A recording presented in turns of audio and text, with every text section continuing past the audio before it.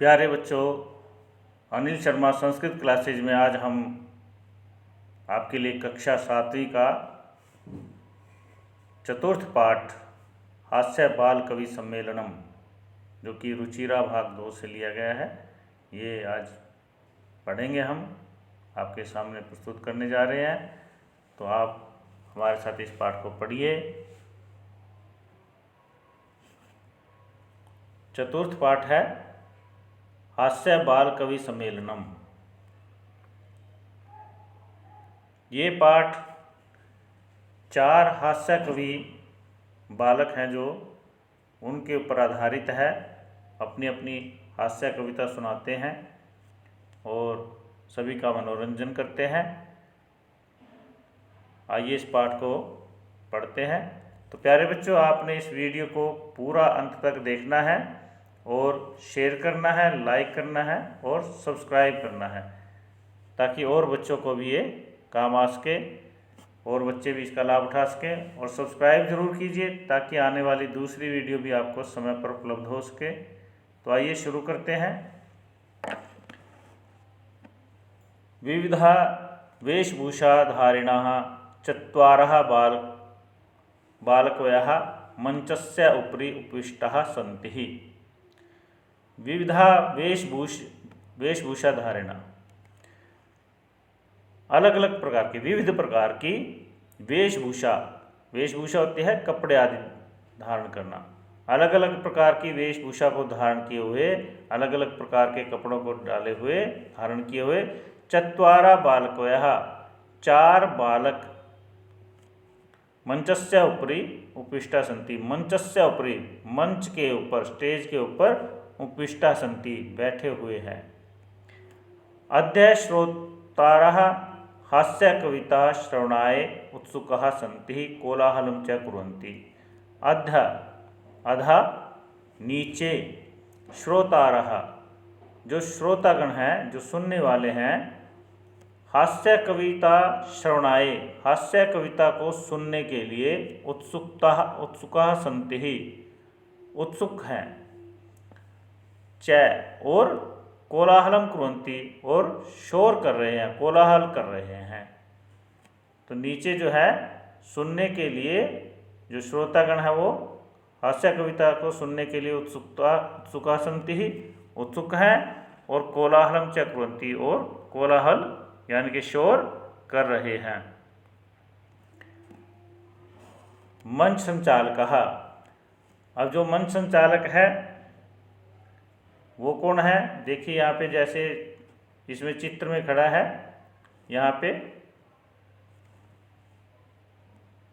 जो माइक के पास खड़ा है ये संचालक है, मंच संचालक। तो अब ये बोल रहा है, अभी क्या कह रहा है? अलम कोलाहलेन, शोर ना करें, शोर मत करें।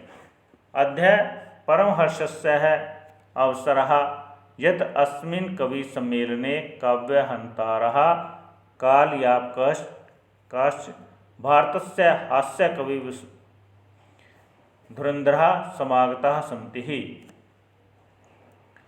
यहाँ पे क्या कहा है?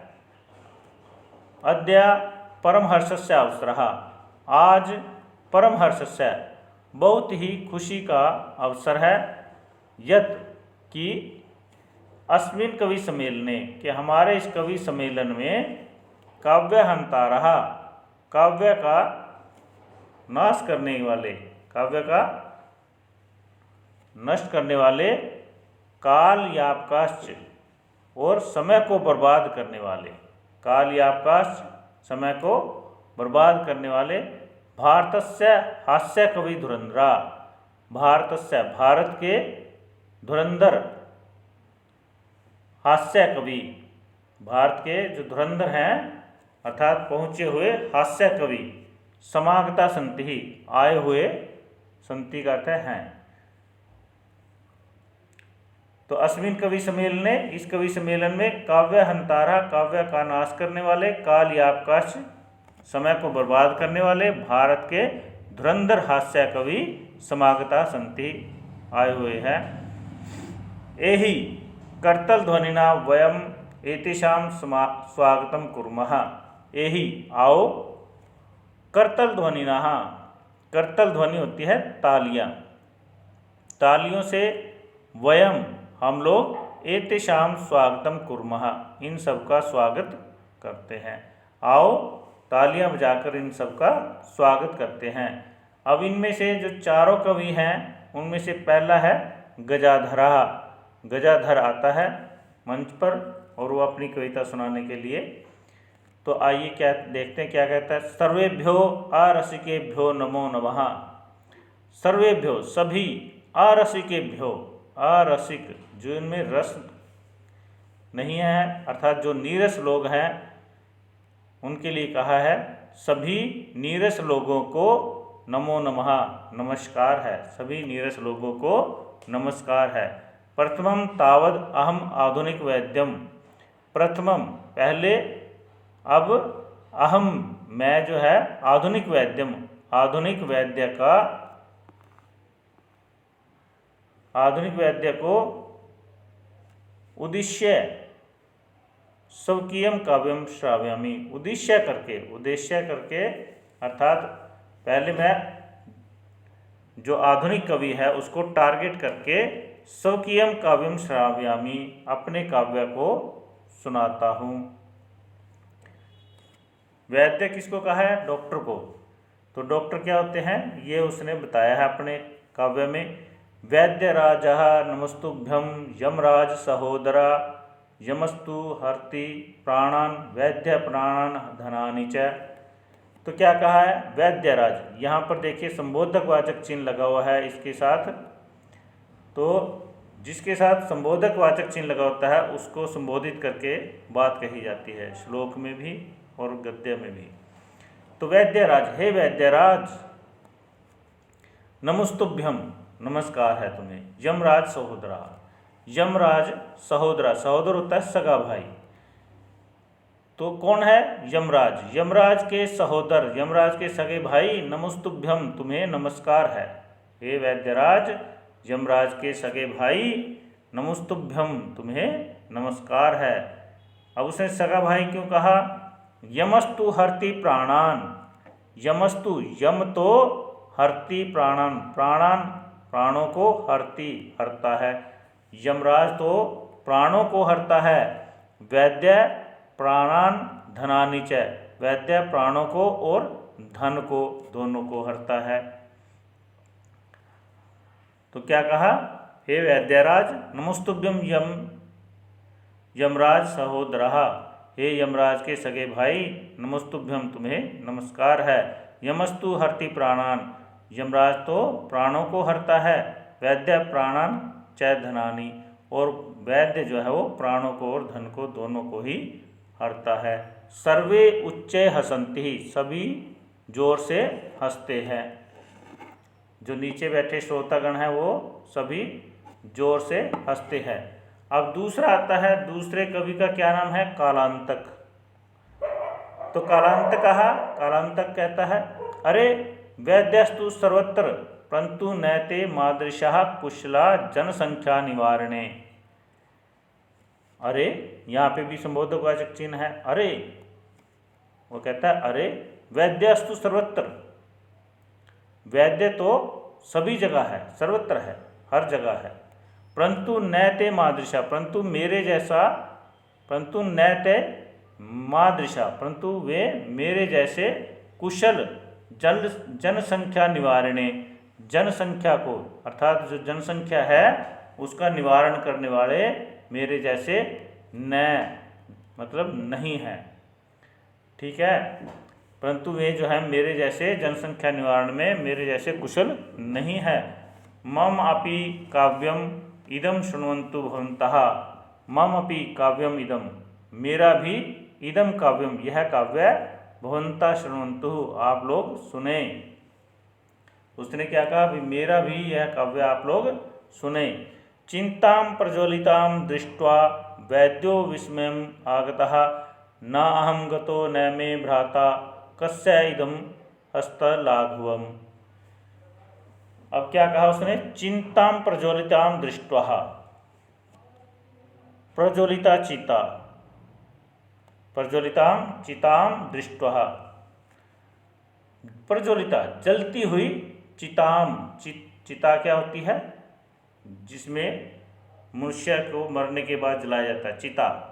तो जलती हुई चिता को दृष्ट्वा देखकर, जलती हुई चिता को देखकर वैद्यो विस्मय आगतः, वैद्य भी, वैद्य जो डॉक्टर है वो भी विस्मय यानी कि आश्चर्यचकित हो गया, विस्मय आगतः आश्चर्यचकित हो गया। न अहम गतो न मे भ्राता, न तो मैं गया, न अहम गतो न मे भ्राता, और न ही मेरा भाई गया। कस्य इदम हस्तलाघवम, यह इदम मतलब यह, कस्य किसके, हस्तलाघवम हाथ की लघुता है, हाथ की सफाई है, ये किसके हाथ की सफाई है भाई, ये किसने किया है भाई। जलती हुई चिता को देखकर वैद्य भी, डॉक्टर भी आश्चर्यचकित हो गया। न हम गतो न मैं भ्राता, न तो मैं गया हूँ और न मेरा भाई गया है। इदम कस्य हस्तलाघवम, यह किसके हाथ की सफाई है। सर्वे पुनः हसन्ति, फिर सभी जो है फिर से एक बार हंसते हैं। अब तीसरा आता है, तीसरे का नाम क्या है, तुंदिल। पहले का नाम क्या था, गजाधरा, और दूसरे का नाम कालांतक, और तीसरे का नाम तुंदिल।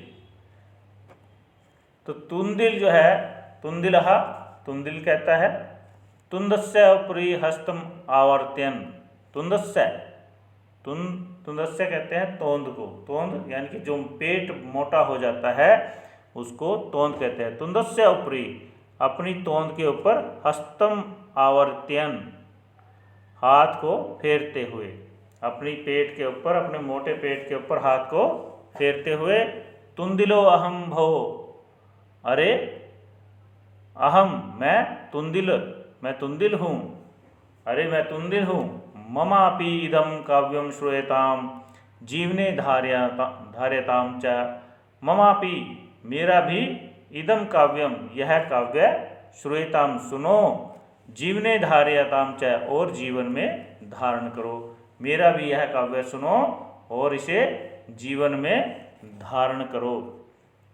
क्या कहता है ये तुंदिल, परान्नम प्राप्य दुर्बुद्धे माँ शरीरे दयाम कुरु, प्रान्नम दुर्लभम लोके श्रीराणी पुनः पुनः। पर अन्नम, प्रान्नम प्राप्य दुर्बुद्धे, अब यहाँ पे दुर्बुद्धि के साथ संबोधक वाचक चिन्ह है, तो दुर्बुद्धि को यहाँ पे क्या गया, हे दुर्बुद्धि, पर अन्नम प्राप्य, पर अन्नम, पर का अर्थ है दूसरे का, अन्न मतलब भोजन, प्राप्य दूसरे का भोजन प्राप्त होने पर, माँ शरीरे दयाम कुरु, शरीरे शरीर पर, दयाम दया, माँ का अर्थ है नहीं, मत करो, कुरु मतलब करो। दूसरे का भोजन प्राप्त होने पर, दूसरे का अन्न प्राप्त होने पर, शरीरे दयाम माँ कुरु, शरीर पर दया मत करो। प्राणम दुर्लभम लोके, इस लोक में, इस संसार में, परान्नम दूसरे का अन्न जो है वो बड़ी दुर्लभता से मिलता है, बड़ी मुश्किल से मिलता है, कोई नहीं खिलाता किसी को। श्रीराणी पुनः पुनः, और ये जो शरीर है ये तो बार बार मिल जाता है, ठीक है। तो क्या कहा उसने, हे दुर्बुद्धि, पर अन्नम प्राप्य, दूसरे का अन्न प्राप्त होने पर, माँ शरीरे दयाम कुरु, शरीरे दया माँ कुरु, शरीर पर दया मत करो, अर्थात पूरा ठूस ठूस के भर लो, खा लो, ऊपर तक, नाक तक, गले तक आ जाना चाहिए। तो प्राणम दुर्लभ, हम लोग के इस संसार में दूसरे का भोजन जो है वो बड़ी दुर्लभता के साथ मिलता है, बड़ी मुश्किल के साथ मिलता है। शरीराणी पुनः पुनः, और ये जो शरीर है ये तो बार बार मिलता रहता है। सर्वे पुनः अट्टहासम करोति, सर्वे सभी लोग फिर से अट्टहास करते हैं, जोर से हंसते हैं। अब चौथा जो है उनका कवि वो आता है चार्वाकः। चार्वाक कहता है, आम आम हाँ हाँ, शरीरस्य पोषणम सर्वथा उचितमेव, शरीरस्य पोषणम, शरीर का पोषण सर्वथा उचितमेव, हमेशा उचित है, उचित ही है। शरीर का पोषण हर प्रकार से उचित ही है। यदि धनम नास्ति, यदि धनम नास्ति, यदि धन नहीं है, न अस्ति नास्ति, यदि धन नहीं है, तदा ऋणम कृत्वापि पौष्टिकः पदार्थ एव भोक्तव्यः। अगर धन नहीं है, तदा ऋणम कृत्वा, तदा ऋणम तो तब भी ऋण कृत्वा, ऋणम कृत्वा ऋण ग्रहण करके, ऋण ले करके, यानी कि लोन ले करके, कर्जा चढ़ा करके, पौष्टिका पदार्थ एव भोक्तव्य, पौष्टिक पदार्थों को ही भोक्तव्य मतलब खाना चाहिए। एव का अर्थ है ही, पौष्टिक पदार्थों को ही। पौष्टिक पदार्थ क्या मतलब अच्छे अच्छे फल फ्रूट वगैरह, ड्राई फ्रूट सब खाना चाहिए, बढ़िया बढ़िया चीज़ें खानी चाहिए। तथा कथयति, वैसे ही कहते हैं चारवाक कवि। चारवाक कवि जो है वैसे ही कहते हैं, भाई उसी प्रकार कहते हैं चारवाक कवि। क्या कहते हैं? यावत जीवेत सुखम जीवेत ऋणम कृत्वा घृतम पिबेत। यावत जीवेत, यावत मतलब जब तक, जीवेत मतलब जीवो, जब तक जियो, सुखम जीवेत सुख से जियो, जब तक जियो सुख से जियो, ऋणम कृत्वा घृतम पिबेत, चाहे ऋण करके, ऋणम कृत्वा चाहे ऋण करके, घृतम पिबेत घी को पियो। भाई जब तक जियो सुख से जियो, चाहे ऋण करके घी को पीना पड़े, ऋण कर लो, ऋण लेकर घी को पी लो। श्रोतार, एक सुनने वाला कहता है, जो नीचे श्रोता बैठे हैं, तर्हि ऋणस्य प्रत्यर्पणम कथम, तर्हि तो ऋणस्य, ऋण का जो कर्जा लिया है उसका प्रत्यर्पणम कथम, वापिस कैसे करेंगे? कथम मतलब कैसे, तो उस ऋण को वापिस कैसे करेंगे? चारवा कहा, चारवा कहता है, श्रूयताम सुनो, मम अवशिष्टम काव्यम, मेरे शेष काव्य को सुनो। घृतम पीत्वा श्रमम कृत्वा ऋणम प्रत्यर्पयेत जनः। घृतम पीत्वा, क्या कहा है? घृतम पीत्वा, घी को पीकर, श्रमम कृत्वा, श्रमम कृत्वा श्रम परिश्रम करके, घी को पी करके, श्रम को करके, ऋणम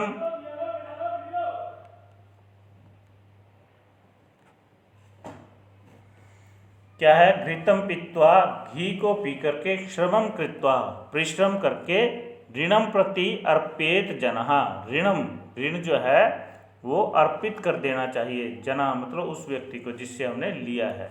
घृतम पीत्वा, घी को पी करके, श्रमम कृत्वा, श्रमम मतलब परिश्रम, परिश्रम करके, भाई घी पियो और खूब मेहनत करो, और मेहनत करके जब पैसा कमा लो तो जो ऋण है, ऋणम प्रति अर्पेत, उसको वापिस कर दो। जना मतलब जिस व्यक्ति से लिया है उस व्यक्ति को वह ऋण वापिस कर दो।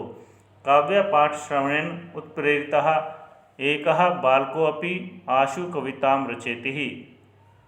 काव्य पाठ श्रवणेन, काव्य पाठ के सुनने से उत्प्रेरित, प्रेरित होकर, एकः बालको अपि, एक बालक ने भी आशु कविताम रचति, शीघ्र ही एक कविता को रचा, शीघ्र ही कविता को रचता है। और हास्यपूर्वकम च श्रावयति, और हंसते हुए सुनाता है। भाई नीचे बैठे जो कवि को सुन रहे थे, जो श्रोता थे, उनमें से भी प्रेरित होकर एक बच्चा जो है वो शीघ्र ही एक कविता को रचता है और हंसते हुए सुनाता है। अब वो क्या सुनाता है, आइए। बालकः, वो बालक कहता है, श्रूयताम श्रूयताम भो ममापि काव्यम, सुनो सुनो भो, अरे अरे सुनो सुनो, ममापि काव्यम, मेरे काव्य को सुनो। गजाधरम कविम चैव तुंदिलम भोज्य लोलुपम, कालांतकम तथा वैद्यम चार्वाकम च नमाम्यहम। गजाधरम कविम चैव, गजाधर कवि को, चय एव और तुंदिल भोज्य लोलुपम, जो भोजन का लालची है, तुंदिल, तुंदिल कवि को, गजाधर कवि को और जो भोजन का लालची तुंदिल है उसको, कालांतकम तथा वैद्यम चार्वाकम च नमाम्यहम, और वैसे ही कालांतकम, कालांतक कवि को, वैद्यम चार्वाकम च नमाम्यहम, और वैद्य चारवाक को नमाम्यहम्, मैं नमस्कार करता हूँ। क्या कहा उसने? गजाधरम कविम, चाहे गजाधर कवि को और भोजन के लालची तुंदिल को, कालांतकम तथा और वैसे ही कालांतक कवि को, और वैद्यम चारवाकम च नमाम्यहम्, और जो वैद्य है चारवाक उसको भी नमाम्यहम्, नमस्कार करता हूँ। काव्यम श्रावित्वा हा हा हा इति कृत्वा हस्ते ही, काव्य श्रावित्वा, काव्य को सुनकर, हा हा हा करके, इति कृत्वा हस्ती, हंसता है, इस प्रकार वह जो है बच्चा बालक हंसता है। अन्य चापी हसंती ही, अन्य सभी भी लोग जितने वहाँ बैठे हैं वो भी हंसते हैं। सर्वे गृहम गच्छन्ति, सभी घर चले जाते हैं। तो प्यारे बच्चों, ये था आपका पाठ हास्य बाल कवि सम्मेलनम। तो आशा है आपको ये वीडियो अच्छी लगी होगी। तो और साथियों को भी इसे पहुंचाने के लिए आप इसे शेयर कीजिए, और अच्छी लगी है तो लाइक ज़रूर कीजिए और सब्सक्राइब कीजिए, ताकि आने वाली वीडियो आपको समय पर मिल सके, आप उसका लाभ उठा सकें। और इसी के साथ धन्यवाद।